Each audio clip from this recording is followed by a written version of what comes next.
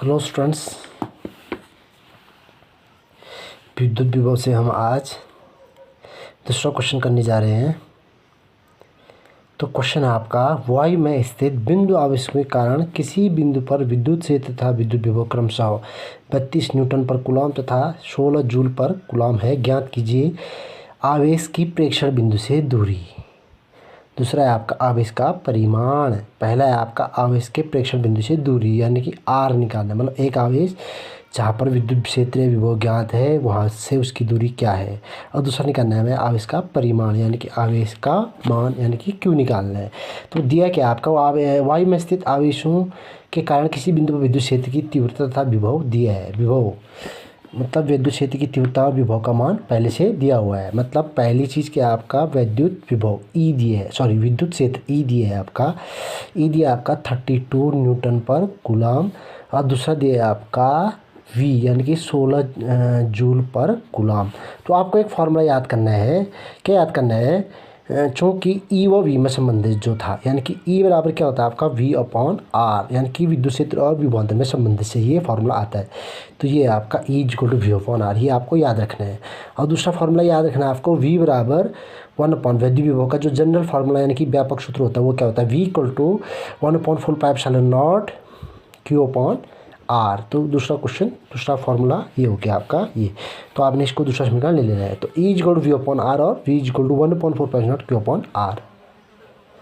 अब आपने करना क्या है, समीकरण 1 में ई और वी का मान रखना है। समीकरण एक में ई व वी का मान रखने पर, तो समीकरण 1 में आप ई और वी का मान रखोगे तो क्या आएगा आपका, यह आएगा आपका 32 बराबर 16/r।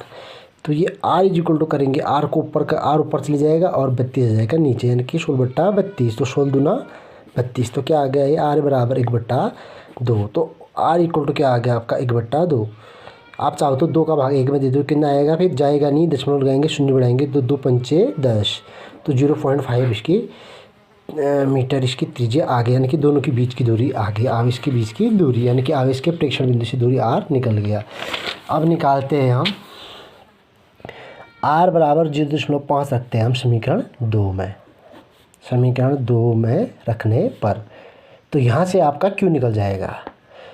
तो समीकरण 2 क्या था आपका, v बराबर 1/4πε0 Q/r ये था। तो यहाँ पर आप r की वैल्यू रखोगे और v की वैल्यू तो हम जानते हैं कितना है 16 बराबर, इसका मान जानते हैं हम 9 गुणा 10⁹9 गुणा q निकालना है, r की वैल्यू निकाल दी 0.5।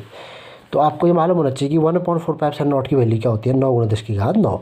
तो 0.5 तो ऊपर गुणा हो जाएगा, यानी कि 16 गुणा 0.5 बराबर 9 गुणा 10⁹9 गुणा क्यू। तो 16 पंचे 80, यानी कि 8.0, दशमलव एक स्थान लग जाएगा। तो ये आ जाएगा 9 गुणा 10⁹9 गुणा क्यू। तो यहाँ से क्यू बराबर करेंगे तो ये बट्टे में जाएगा, 8/9 गुणा 10⁹9। तो नीचे आया आपका 10⁹, ये भी नीचे चले जाएगा, ठीक हो गया। ऊपर करेंगे तो ये माइनस में हो जाएगा, यानी कि क्यू बराबर हो जाएगा आपका 8/9 गुणा 10⁻⁻9।